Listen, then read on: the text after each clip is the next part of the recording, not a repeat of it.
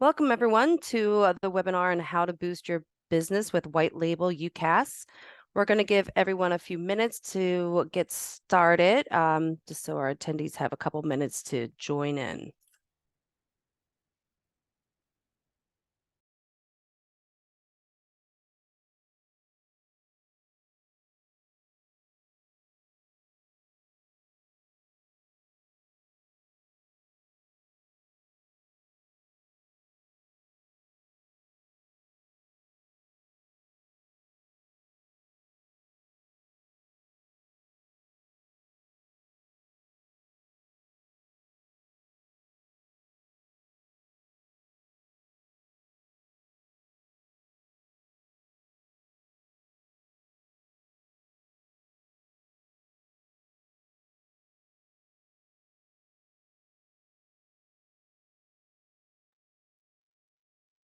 Welcome, everyone.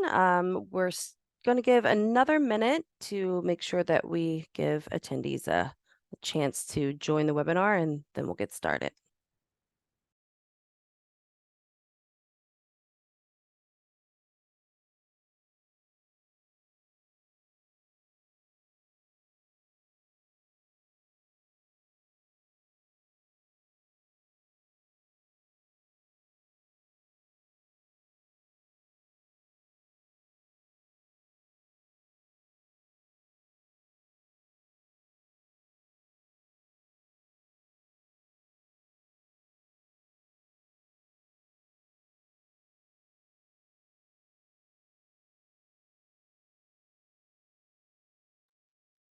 All right. It's 2 past the hour, almost 3 past the hour, so we're going to go ahead and get started on this webinar. So, welcome everyone to How to Boost Your Business with White Label UCaaS. We are going to hand it off to our presenters in 1 minute. My name is Mimi Brackett. I'm the moderator of today's webinar. Couple housekeeping items just before we get started. We will have a Q&A session towards the end of the webinar, so please be sure to punch your questions into our Q&A panel in the Zoom link. And also, this webinar is being recorded, and it will be shared via email after the event, so you'll be able to share it out with your colleagues. All right, to get us started with our speakers today, I will introduce Sean Breeden, the channel director here at SkySwitch, and Charlotte Conroy, managing partner at Recent Communications. All right, Sean, go ahead and take it away. All right, thank you. Good afternoon, everyone. Mimi, thank you for the introduction. Looking forward, was really excited about today's webinar. We have one of our really good partners on today, Recent Communications, Charlotte Conroy, one of my favorite partners that I have a really good relationship with and worked side by side with over the past few years. We have a really good working relationship and was excited to get together and have a conversation and go through some information that'll hopefully help some people learn a lot more about SkySwitch and in general the white label sector of the UCaaS offering. So without further ado, I'll kind of just hop into things here. Maybe if you just want to click on the first slide. And the first slide here is just kind of giving us some statistics about the market. I think we're all in tune of where the UCaaS market is going. It's rapidly growing. We have some predictions here that by 2031, the market will be at $87.2 billion. So we're in a great time to be in the market, a great time to be in UCaaS, especially with a lot of people moving from prem-based systems from copper over into a hosted UCaaS model. It's a great time to capture that revenue spend from your customer. Which will lead me into giving Charlotte a chance here to talk about the Recent Communications and the history of their company. I know that you guys have came from the prem-based world and have moved into the UCaaS space. Can you kind of just give us a quick backstory of Recent Communications, of how long you've been in business, where you came from to where you currently are today? Yeah, for sure, Sean. Yeah. So for us, we started in 2000, so we're 23 years old, and we're pretty unique in that we're telecom only. So my father-in-law started the business. We're family owned and operated. As the years have changed, we've pretty much always represented Avaya. So we're channel partner for 23 years. But over the past 10 years, I'd say we have shifted our focus and our business and our mission greatly to UCaaS. Whereas Sean mentioned, I mean, these large premise manufacturers, they're shifting. They're shifting focus, innovation, resources, especially for the small to mid-sized market, which we call on here at Recent. And so being able to shift revenue, but shift the way we still are able to service our clients coming from that on-prem world where we did everything, right? All we bought from is, the Avayas of the world, but we design a solution. We collaborate with the client. We on-site install, training programs, ongoing support, and going to the UCaaS and specifically white label model, which I know Sean's going to talk about. We've seen great success and we're continuing forward with that path. Like you mentioned, the systems and the copper line services, they're going away. And a lot of these providers, they're not saying it outright, but there's flags all over the place. So there's definitely opportunities to be had, especially if people on the call here have these trusted long-term relationships with clients. They're looking at you as a technology transformational partner. So if you're not already in the VoIP UCaaS space, you're definitely missing out. Yeah, exactly. And I always like to call that, low hanging fruit. You have some customers out there that you've serviced in, 20 years or the past 30 years or 10 years or what, what have you. And, that there are currently on an old or a via prem based system or Toshiba or, any of the other different brands that are out there. Do you find yourself, having to call them directly and kind of pitch them the service, or do you see where some customers or even proactively reaching out to you to say, hey, look, we understand that there's some new technology out there. You've been our trusted advisor for X amount of years. Could you educate us a little bit more on that space? I've always seen it in the past where you've had the benefit of with the rapidly changing technology is where now you see the customers even reaching out to the providers, which is is a good thing. So just curious what your experience has been with that. I mean, for us, we're always proactive. So even over the years, as we've shifted not only our model to UCaaS, but as we see the flags, coming down the way from the big name manufacturers. I'm just talking Avaya for our experience, but we proactively reach out to clients. We have very tight relationships with all of our clients. So, this has actually been a very busy year for us in moving finally some of these long-term clients that have band-aided these, traditional systems or continue to call us for copper line service unreliability. And it's like, hey, let's educate you on where things are going. And sure, showing stats and things like that, but relating it to their business, what's the benefit?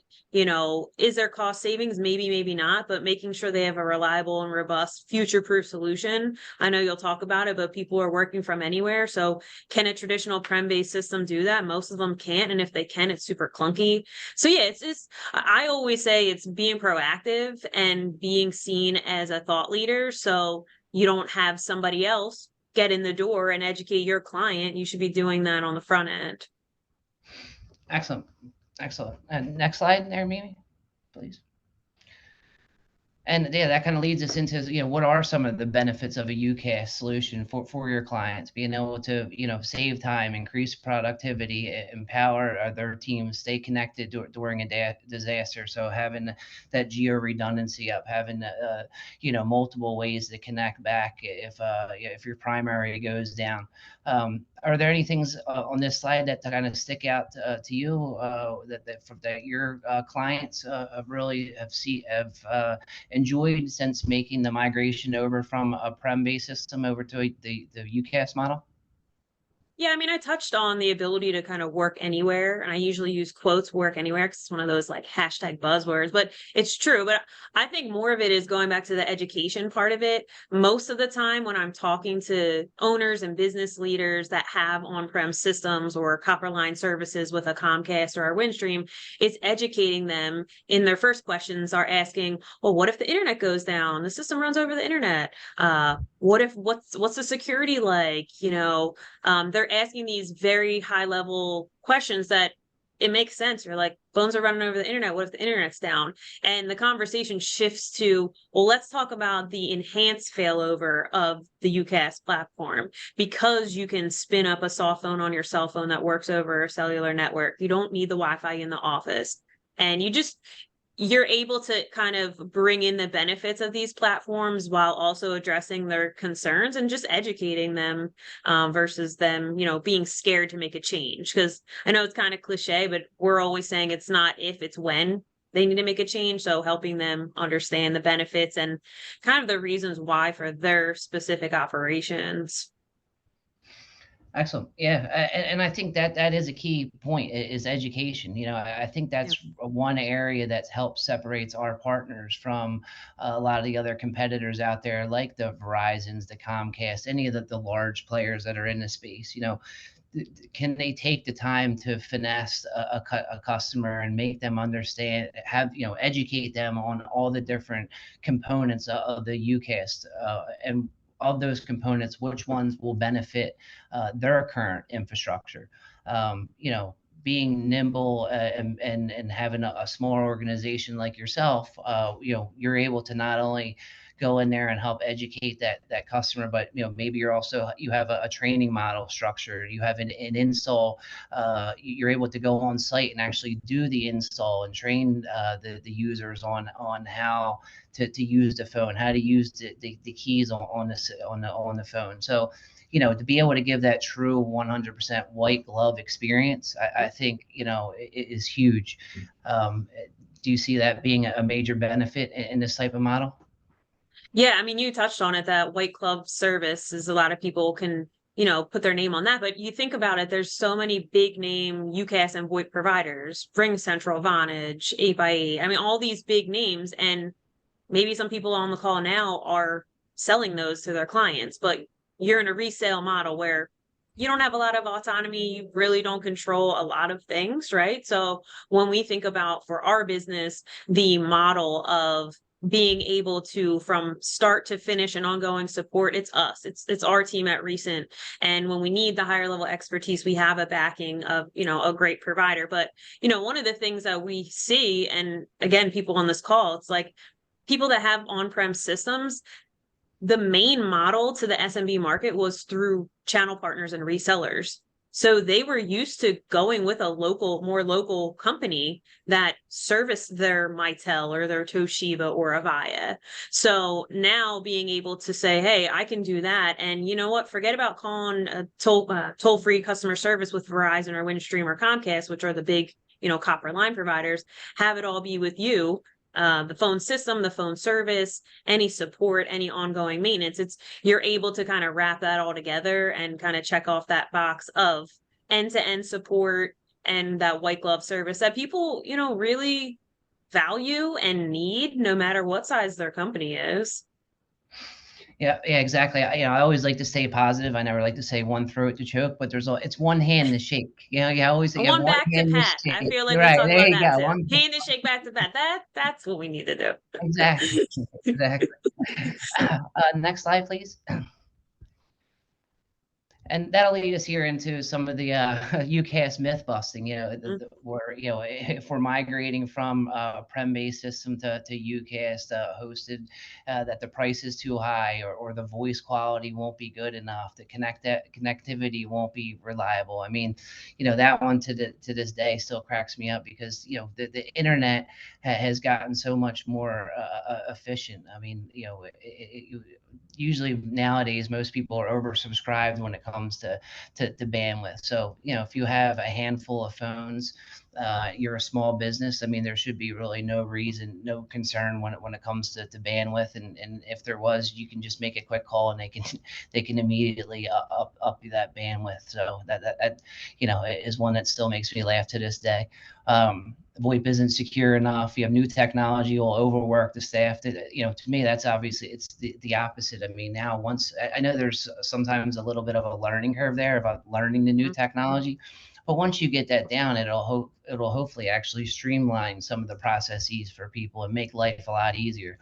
The service is not scalable. I mean, are there some of these things that you get on a daily basis here when you're speaking to some of your customers that you have to make sure that, I know that tends to be something that floats in the industry, but in reality, that's not necessarily the truth.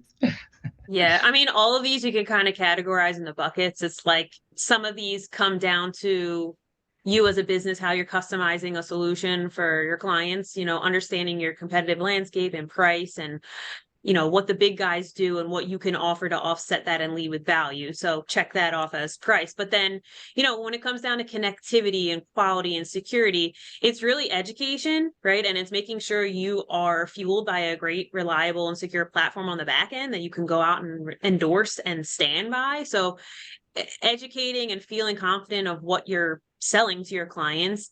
And then a couple of these other things, it's like scalability and overkill and new technology. That again comes down to the opportunity to be that white glove service provider, put together custom training documents, be on site to train the staff of all your clients, be there as kind of an extension of your help desk, called a business communications help desk, simple things that I think once you lead with education and have people realize the benefits and the long-term future proof of going to this model, there's no going backwards. So we talk to so many people where good luck trying to find, certain parts and licenses and things for these PBX systems, like they're going away. So lead them to a reliable solution and just, again, provide the education. Excellent. Next, please. I think this slide will talk about a lot of the advantages of the white label model. So as you can see, there's a handful of things that separate the private label model from the different reseller type of model or agent model per se. In the white label model, the branding is all under your own name. So, in the white label world, you own the customers. They sign direct contracts with you. You dictate the longevity of those agreements. So whether you want to bring somebody on for 3 years, 5 years, 1 year, or month to month, it's totally your decision. But at the end of the day, that customer signing that piece of paper with your name on it, you own them. When it comes to products, you're able to dictate what type of products you want to sell to your customers. So are you a fan of Yealink or Poly or GrandStream? Again, this will come back to, your preference or the preference of the customer. I mean, there's always times when the customer has current equipment on site that they may want to keep because they just bought it 2 or 3 years ago, and they may be interested in moving over to your solution, but they don't want to have to pay for that hardware again. So being able to work with current hardware that the customer has and just reprogramming that over to your platform or the SkySwitch platform on the back end. Another great thing is you're able to add a nice monthly recurring revenue. So in our model, we don't pay spiffs. We don't pay some sort of commission. You're making the difference between cost of goods to whatever you dictate retail is.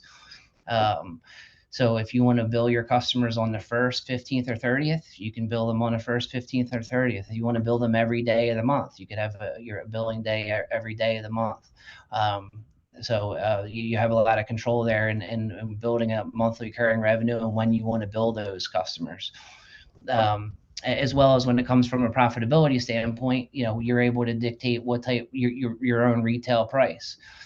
So you can go to market, on the lower end for some endpoints, because as an example, maybe you're selling a 10-seat deal to a doctor's office. And the doctor's office is looking for 2 phones in the front because this is where the admins make and take calls all day, and then they need 8 phones in offices where we all walk into if we're getting a physical or a checkup. We see a phone hanging on the wall. It's probably not used that much, which means that you might be able to go to market with a lower price point for that phone. So being able to, as you mentioned earlier, Charlotte, customize things for the client when it comes to a solution, from a solution standpoint as well as from a pricing standpoint. No additional staff or overhead needed. So, now there's not like the days in the past where you had to do truck rolls or you have to have someone going out there and doing the installs. Depending on the deal, and depending on how your organization operates, you could just ship the phones to the clients and they can turn those phones up, because they're already pre-programmed, that you've already put in that work prior to sending them out, and they can just plug and play. Or you may have an instance where you're going in and you're doing the install for the client and you want to make sure that you're trading them. So again, I think it just comes back down to how the organization is ran, what your philosophy is when it comes to doing the different installs. But to me, what a lot of that comes back to is control. You really have a lot of control in this model to do things how you would like to do them. Are there some of these things here, Charlotte, that kind of stick out to you, of what attracted you to the type of a white label model? Yeah, I mean, this is a great slide. This really talks about the benefits to us as a reseller, and the difference again from, simply reselling one of the big names through a master agent and making, sure, a big spiff on the front end, but making 15, maybe 20% of the monthly.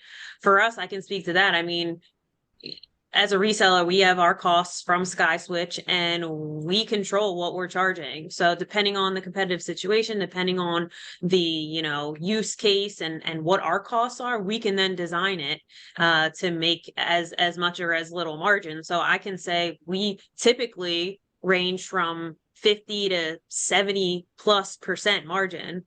It all depends. And again, it's the control. It's the understanding of your client, understanding competitive landscape, but understanding why there's a price difference. And, I also educate people. I'm very transparent that a business owner and an end user, they can go to a big name, or they can go to someone who's simply reselling one of the big names, or they could go with a white label provider like someone like us or any other SkySwitch reseller, and just talking about the pros and cons, talking about the differences. And it really does come down to the control of the service, the control of the support, the longevity, and then us as a reseller, the money that we're able to make. And it's all based on how we service our clients and price it out. So I think this is a great slide. This is a great summary. Yeah. I mean, I like this slide a lot too. It really encapsulates the model in itself. I mean, to even condense this even more, I always say, to me, there's really three major reasons of why people do business with SkySwitch. One is the ownership side of things. To be able to own that customer, to me, is kind of clear cut number one. A close second is you're able to build a monthly recurring revenue, which is great because you're migrating. A lot of people tend to be migrating away from that spiff based, that agent type of commission model. And then last but not least is just from a profitability set point. Like you said, a lot of our partners are averaging anywhere between 50 to 70+ points of margin. Why there's such a large delta there? Because one is, it depends on what you're dictating retail at, your retail prices, and as well as, geographical area could come into play. I mean, you're going to see some more competitive prices maybe in New York and in Florida and some areas like that, or if you're in, Oklahoma or Arkansas and other rural areas, you might be able to sell those, your price points maybe able to inch up a little bit higher. On average, I think from a retail standpoint, we see it in the range of $20 to $30. Would that be pretty accurate? Yeah, I think that sounds about right. I mean, it depends on, again, it's control and customization. So are you making people purchase phones, renting phones? What are you putting in as support if you're charging support? But no, I think just to add to our experience with SkySwitch on just being very transparent and understanding all of our costs. What is our cost as we're designing a solution? And then that's our decision to understand what we're going to charge the end client and how much are we going to make, and does it make sense for everybody? So, yeah. Yeah, and I think you brought up a good point there. How are you bundling it? Because some people sell it as an unlimited extension, and they like to bundle in the phone with it. So, as an example, for $32.99, we're going to give you a phone with an unlimited service. There's other models where people say, hey, we sell buckets of minutes, or we sell metered minutes, or you could sell metered minutes for a specific phone, one device, one user. So you can really mix and match and really customize it depending on what the customer needs and wants are, which again to me is a huge advantage to you as a partner, because you don't have to play that price dropping game. If you're going up against the Ring Centrals of the world, and you have a competitor say, well, they're charging me X. Well, you can take a step back and you can say, you know what, you said you needed 10 phones. Let's go back. Where do those 10 phones live? And they say, well, we have 8 that are in offices and are going to be used by employees. We have 1 in a lobby, and we have 1 in a kitchenette. Okay, now knowing as a provider that you can kind of customize things, knowing those 2 phones that live in a kitchenette and in a lobby area are probably not going to be used as much, as well as they're going to be probably used internally. So on that calling, which there isn't a cost to. So taking those things into consideration, you might be able to charge differently for those 2 devices. So again, instead of having to go back and play that price dropping game, you can say, let's just sit back and let's just structure this in a way that gives you what you need and what you want as a customer. Absolutely. No, I think that's a good point. And probably everyone on this call, the way that you're working and collaborating with your clients, it's very much, not transactional, right? You're really trying to get a good feel, understand how they use things and how they don't, whether you're pure telecom or you're doing other IT services. It's like having that collaborative conversation and right sizing what they're even going to add from a UCaaS perspective, where the big names, they just, here's your cut sheet of pricing. Here you go. We have 20 people, 20 seats, whatever. So there's definitely a difference for sure in this white label space. Yeah, it's not a one size fits all. You Right. can really drill down and customize and give somebody what they need and what they want, which again, I think too is a great talk track to have when you're speaking with a current customer or a prospect, to say, well, our job is to work with you to understand what your needs and wants are, so that we can customize the right solution for you. When I hear things like that as a customer, it perks my ears up, because it seems like we're now sitting on the same side of the table instead of across from each other. Absolutely. I always enjoy. Excellent. And then moving right along here to the next slide, please. So how do we choose the right UCaaS white label partner? Here's just some things that we give out to when we're speaking to some prospects of what to look for. Reputation, reliability, easy branding. Is it a true unified communication? Reliable voice calls. So I know here we always try to recommend testing the solution, making sure that it lives up to your expectation. This is a change in business model for a lot of people, so you want to really take your time and get to understand the model in itself, and then understand if you have somebody that you're looking to choose as a partner, that they do cross your T's and dot your I's, that they can live up to all your expectations. Testing to me was one big piece of that. What type of model is it? Is it a flexible pricing model? Are they just selling you something for X and then you have to resell it for Y? There are different models out there.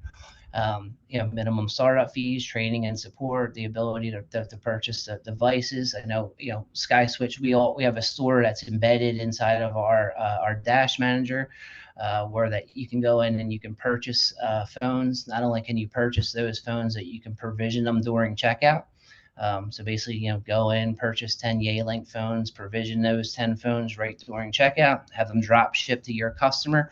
And then again, either you're on site to do the install, or they can open them up and then plug and play with those phones. So, understanding what devices work on the platform, and where to purchase those devices from. Being cognizant of the people that you have on the back end. So if and when you run into issues, because we live in a world of IT, and it's not if, but it's when, as you mentioned earlier, Charlotte. So making sure that you have people that you can trust and rely on the back end, that if something does happen, that it'll be taken care of in an adequate manner, and there'll be an open a line of communication, at least letting you know what's going on if there is an issue that has arrived. were these some of the things that were looking at as you went through and checked off? Because I believe now this is your second relationship in the UCaaS space. Now that we're all one family, we have Cordell and SkySwitch is under the BCM1 umbrella, and I believe you started off with Cordell as your first provider. Is that correct? Yeah, we did. We had a couple other smaller ones that it was less white label. It was kind of like a agent / white label model, back when we started 10 years ago doing this. But when we started to really think about diversifying our offering and with the shift to UCaaS, we're really looking for, I would say, three main factors. So the reliability of the network, right? A lot of people talk about geo redundancy and different locations and geographically redundant, all that. So it was really understanding what exactly is the infrastructure. Tell us more, tell us how it works. And frankly, we've seen it replicated real time. Us as a business, we're on SkySwitch's network as an instance, so we could truly live it and breathe it and endorse it. And so we've seen it happen, go from different locations, and that's been great. Feature set is always something, all these different platforms, whether you're going with a big name or a white label provider, there's different features and bells and whistles here and there. But, thinking about our client base and the people on the call, who you're going after and who you support, the important feature sets that, maybe it's nice to have certain things here or there, but you get a strong, robust feature set. And then the support. I mean, that's huge for us. For us here at Recent, we're small. We have 5 full-time people, but we have about 130 clients. So whereas, maybe an MSP, you need more help desk. With us, we set it up right. But when we need to get more higher level engineers, the level of service we get personally with somebody like SkySwitch is second to none. I mean, they have a great knowledge base and resources that you want to be empowered to figure it out yourself. But if we, put in a support ticket or start to get a great relationship with certain engineers, we're able to get that service. And it's really an extension of our small team to allow us to service our clients and, deliver the levels of service that we offer as a regional smaller business. So those 3 things, network, feature set, and support were really the big things that, we were evaluating. Excellent. Yeah, and that you bring up another point there is, one question I tend to get a lot is, how big of an organization do you have to be to be a partner of SkySwitch? You have to have 10 employees, you have to have 20 employees, and the answer is really, we have partners that are one-man bands, 2 guys and a dog, and a husband and wife, and they're very successful. What I say really at the end of the day is, if you have an addressable audience, if you have a demand for these services, I would assume you'd be a good fit. But like a lot of other things, just coming back to being able to sell it, being able to sell the services. Do you have demand for the services out there? If you've been in the space for a while and you have a lot of people that are on other platforms, would they be, when their contract comes up, would they be willing to migrate over to your new offering? So, I think one of the concerns or myths in the industry is that you have to be a large company to partner up with a white label company like SkySwitch. And that really isn't true. I mean, it's like you said, you have you have 130 clients with a handful of employees, and you're able to manage them perfectly fine. So that's great. I think that's one area that tends to come up that I think people just are not aware of, and nice to hear straight from a partner that you're not a gigantic huge company out there, and you're having a lot of success. Absolutely. Yeah, for sure. And from the size of yours, can you just kind of give us a breakdown of how your organization is broken down? Like, do you have how many techs, or like from a responsibility standpoint, kind of just give the listeners an idea of, how that's broken down on the back end? Yeah, I mean, as we've learned over the years, it's once we can go out and call it selling, earn a partnership with a client, it's the support that needs to be the larger part of our organization. So again, we at Recent Communications have 5 full-time, and 3 out of the 5 are technical support related functions. There's some overlap with some operations there too, but I'm really our only sales person, sales and marketing person. And we really don't need, we've built our own, how we're getting new business and the longevity of our clients. But what I've learned, even, talking with other fellow SkySwitch partners, that's another great thing. I mean, we're all peers, and there's a great community with SkySwitch that, if we go to our, big event every year, you just meet more and more. And it's very similar. There's less sales and marketing and much more support related, account management related, that service side, which really sets apart probably everyone on this call from big name organizations that are, not able to service clients in this space. Excellent, truth. Yeah, and we have our an annual partner conference. It's called Vectors that all of our partners are attend. It's I always like to call it it's our Super Bowl of conferences that I go to on a yearly basis. It's only for partners, and it's really focused for partners. So it's a great way to network, meet other peers, meet other businesses, to be able to network with, exchange ideas, exchange opinions. It's been growing every year. I think we had over 250 partners this year. Hopefully it'll increase the next year. But it's one conference I really enjoy going to, because it's a great place to network, and it's great to see the camaraderie between all the partners, and just the energy that you feel from everyone learning and kind of feeding off of each other, which is it makes it a great environment. And then the next slide there, maybe. So some tips for success here is just basically knowing your target audience. So there are some partners out there that they just strictly sell into specific verticals, and that's great. There's other partners out there that just sell to they're vertical agnostic, so they'll sell into any business. Before I move on to the next one, I think that would be a question for you, Charlotte. Do you guys focus on a specific vertical, or are you out there? Will you do business with any type of any industry that's out there? I mean, over the years, we pretty much can service anyone, right? Like, you think of an established business or a startup, they need phone numbers, they need to ring to somewhere, whether that's desk phones at an office or mobile apps. I think I saw a question come up, mobile apps, but being able to work anywhere on any device. But for us, we've really started to focus on verticals that just value having a local partner, that if they have issues, they know who to call or reach out to for any help at all. So that could be, a primary care doctor's office that their phone's ringing off the hook. It could be a salon with multiple locations where their main way that people are getting in touch with them are phone calls. It could be a school.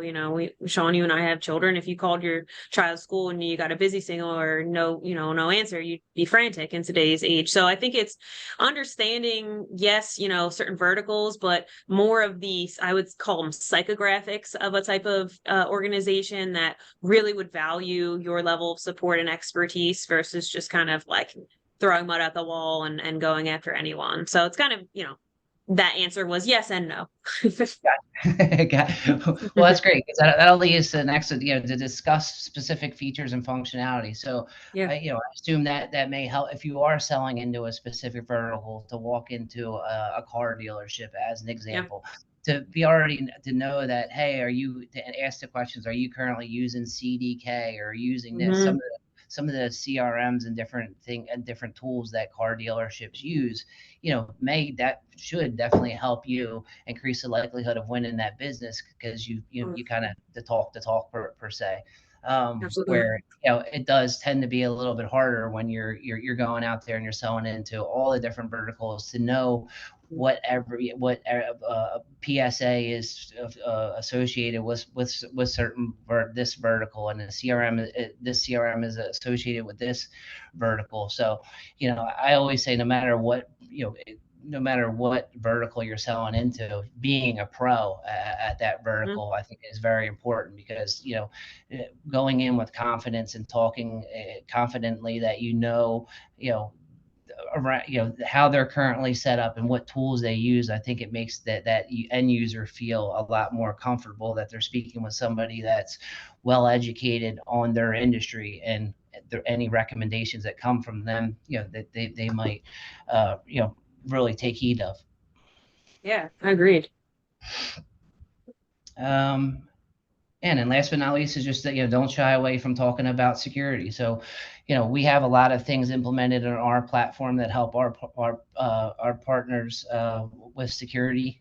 We have VoIP Monitor included under our Dash Manager, which we're able to run traces to see the whole SIP ladder and where the call is going. You're able to see MOS scores. You're really able to dig in and run a whole packet capture from A to B to see if there was any issues with that phone call.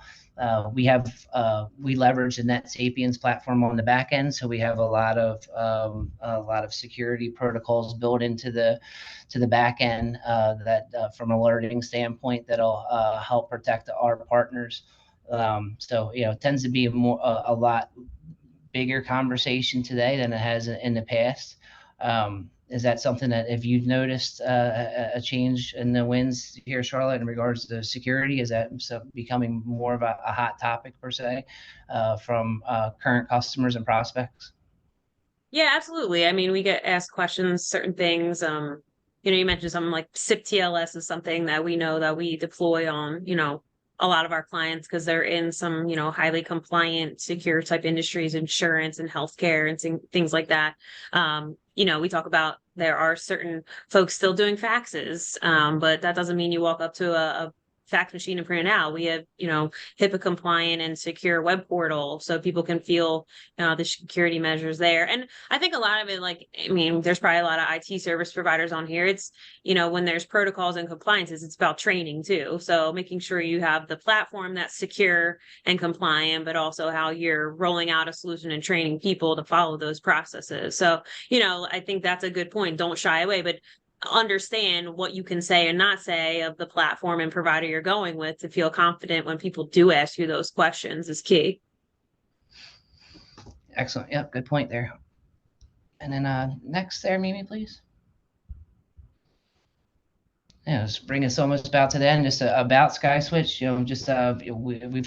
our focus has always been to maximize the benefits of the white label model. So quick time to market, no capital outlay, the efficiencies that come with partnering with us. We're a very experienced team. We've been in business for the last 13 years. I think we do a really good job. Our onboarding and training process, I think, is second to none in the industry. It's definitely, to me, one thing that sets us apart of a lot of our competitors is, having somebody come on board with us is just the first piece of the puzzle.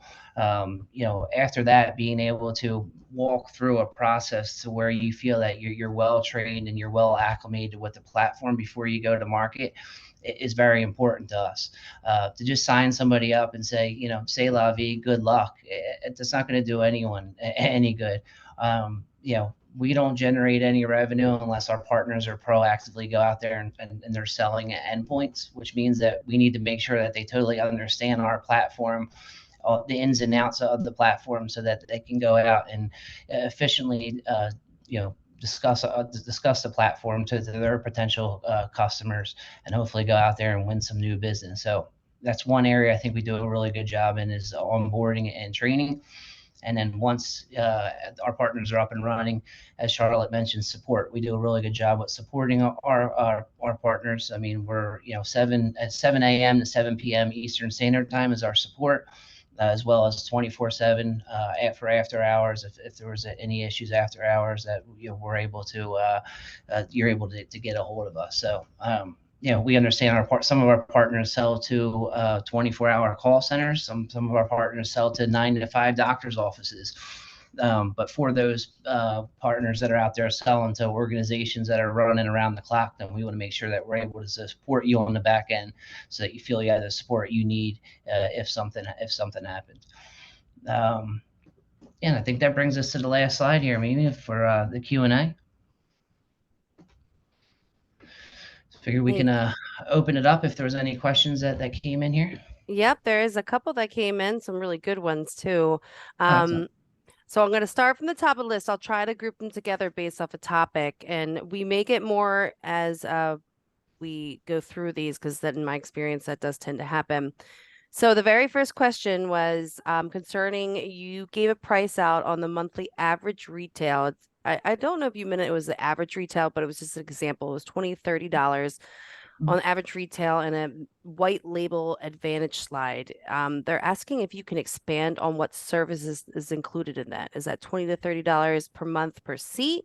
Does it include telecom, video, call, meeting modules, or all UCaaS services? Like if you can give an example of what Yeah, yeah, services are sure. Yeah, included. so yeah, I mean, it could at the higher end $30, it can include all those things, definitely.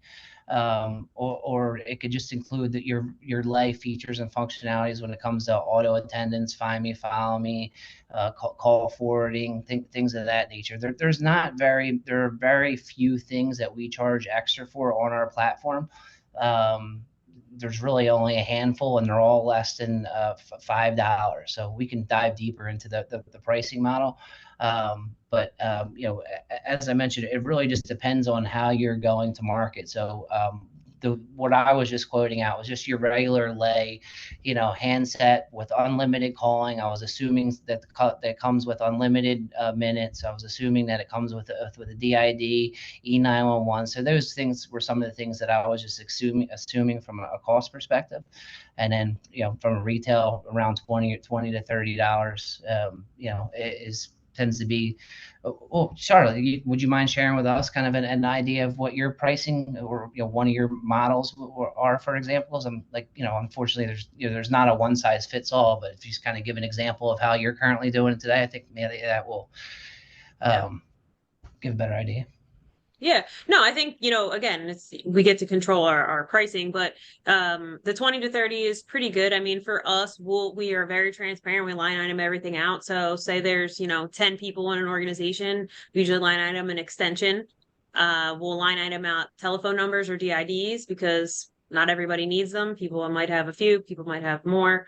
We line item out any premium, like if there's a call center extension, people need to have, higher level reporting and recording going on. Usage for us, we really try to keep it unlimited as part of an extension, because that's what a lot of the big names do. So once you start talking about some of these things, you just got to feel out where they're coming from.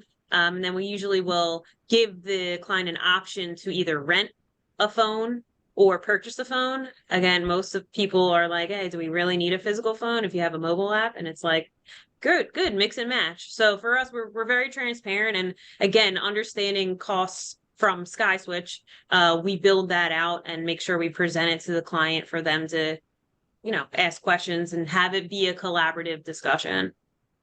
Is that helpful? Hopefully. Yeah, yeah. I wish there was a one size fit. It really just depends. Or so like you can, Yeah. buckets of minutes. We mentioned buckets of minutes, meter minutes, renting phones, leasing phones, including the phone, including taxes. There are Yeah. a bunch of different ways to do it. Mm-hmm. All righty. The next couple questions are actually going to go towards probably more the monetary cost and how you bill your customers. So first one's first is who provides the SIP trunks, SkySwitch or the reseller, and who handles taxes? Yeah. Yeah, good one. So yeah, taxes is always a big conversation. So we have a billing platform that's integrated. We have two billing platforms that are integrated into our platform that they'll handle the taxes for our partners. That's part of the onboarding experience is going through. We help you set up your billing profile and then associating all the line items to the appropriate tax codes. So the billing platform will calculate all the taxes on your behalf, and then you would remit accordingly. You meaning the partner. So some of our partners will remit themselves. Some of our partners will have a third party remit on their behalf. But honestly, everything is nice and from a reporting standpoint, everything is kept right under the billing platform, so you can easily go in, you can pull those reports, And once some partners, once they do it once or twice, they say, okay, this isn't bad. I can take care of it myself. If you're a larger organization, you may want to have somebody remit on your behalf. Would you care sharing how you currently do it? Did you start off one way and migrate to the other right from the gate, Charlotte? Did you do it yourself or use a third party? Yeah, in the beginning, close to 10 years ago when we started, we remitted ourselves because there are certain thresholds where you kind of can. It's if we're in an FCC regulated industry, so there are some rules to follow and processes. But as we've grown, we use a third party. So like you said, Sean, SkySwitch allows for these, nice reporting. So the information that we need to provide to our third party, they can, get the information they need and remit it on our behalf. So we're all, in compliance.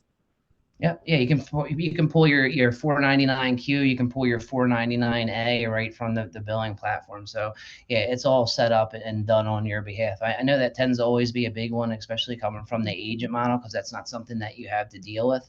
And just like everything else in life, there's pros and cons to every model. I know taxes tends to be a big conversation. I think once people really dive in and see how easy and automated that it is, it becomes less of a concern, especially when you are, with all the benefits of, owning the customer, building a monthly recurring revenue, and increasing your profitability. At the end of the day, it's probably not as big as a concern as a lot of people thought it was on the to begin with. And going along with that question, I think the taxes tie in, and you keep talking about the billing platform. The next question is about billing. What is the billing process for customers?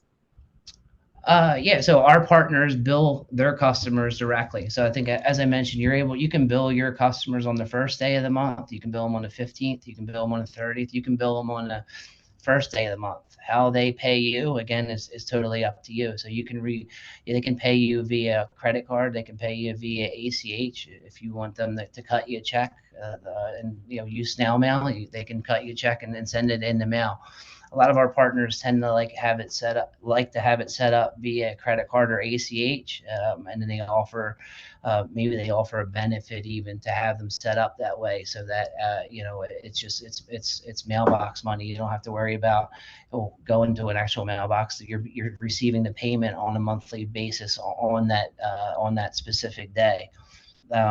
Now, do you guys, Charlotte, do you have a specific, I know some people do it all the three ways I just mentioned. Some people just do it one. How are you guys currently set up? Yeah, all three. I mean, it's up to the client, but over the years, I feel like people have shifted more to credit card or ACH. People are a little more skeptical of the mail, or it just takes longer to get there. And so we do all three, and it's about giving options to people.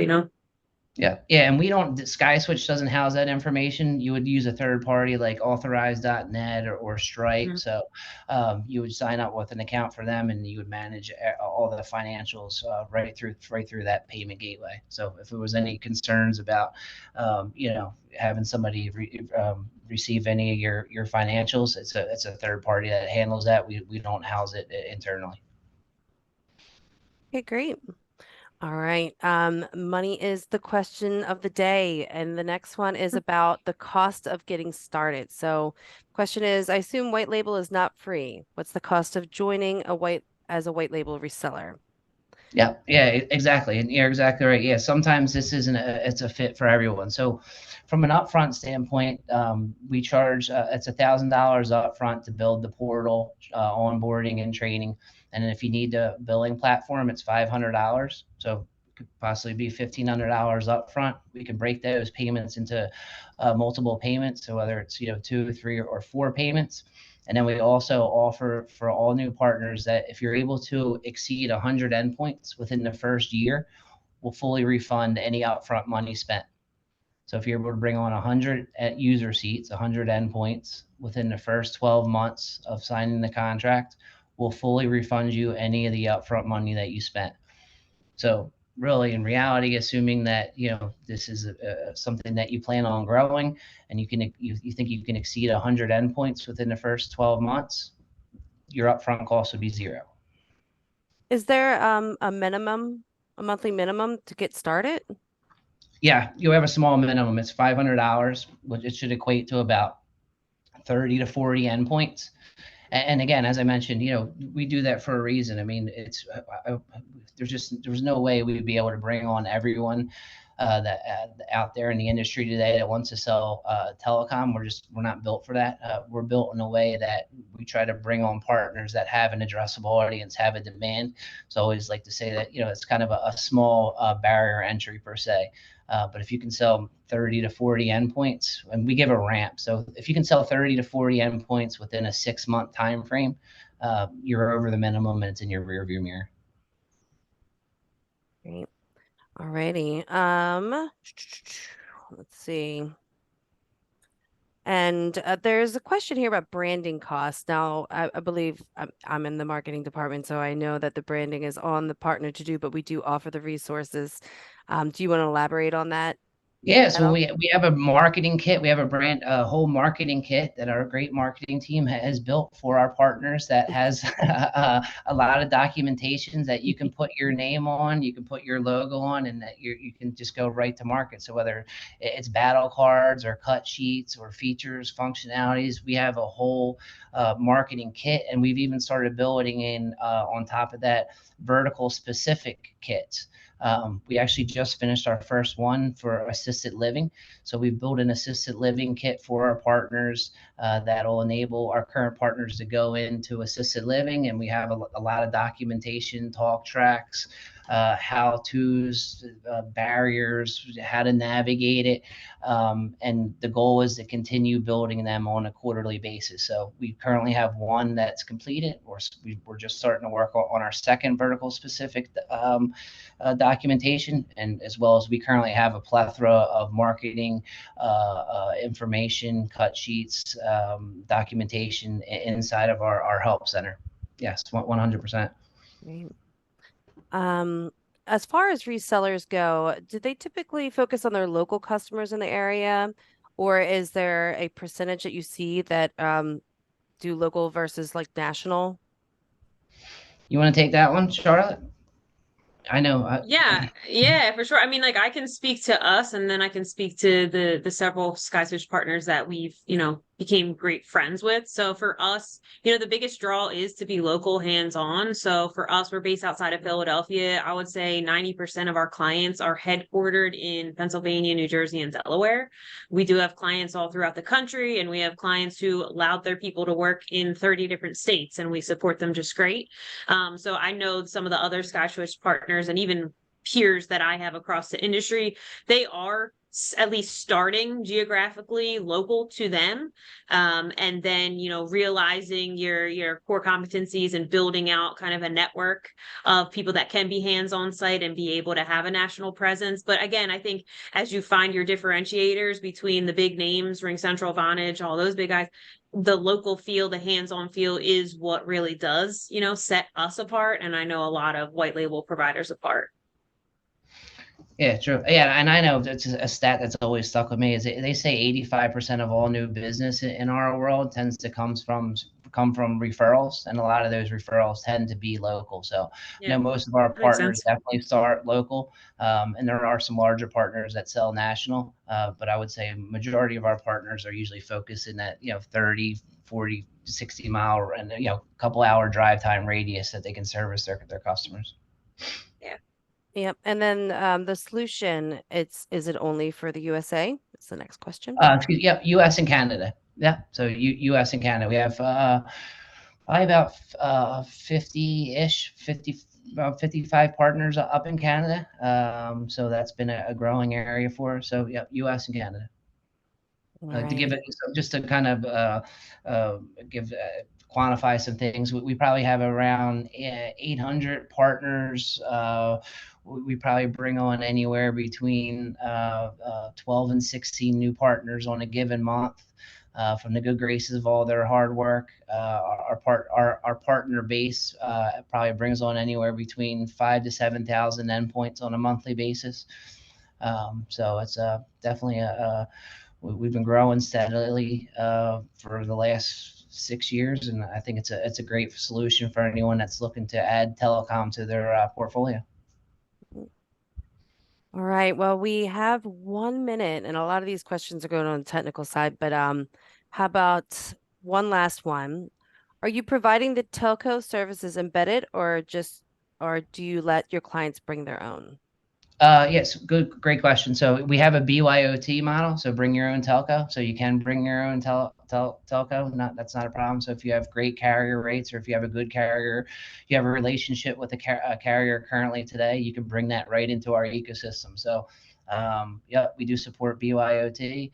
I'd say that's probably about 3% of our partner base uses BYOT. About 97% of it uses our carrier services.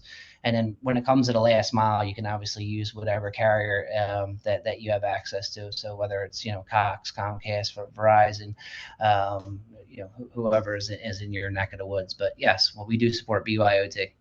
Great. Well, we're at the 3 o'clock hour. I know there's some questions that did not get addressed. We even had a couple more come in towards the end. I am going to send these questions off to Sean that were not answered, and he will reach back out to you guys with the answers to those questions. And Charlotte, thank you so much for your time today. You're a great speaker. I think we should get on like 500 more webinars because this was Oh my great. gosh, stop. Thanks for having me. No, it's all truth. So I'm glad to be here as an advocate. Yeah, appreciate your time, Charlotte. Thank you.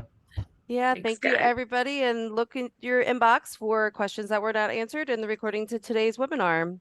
Yeah, With thanks for everyone for joining today. Have a great day. Thanks. Thank See you you. later.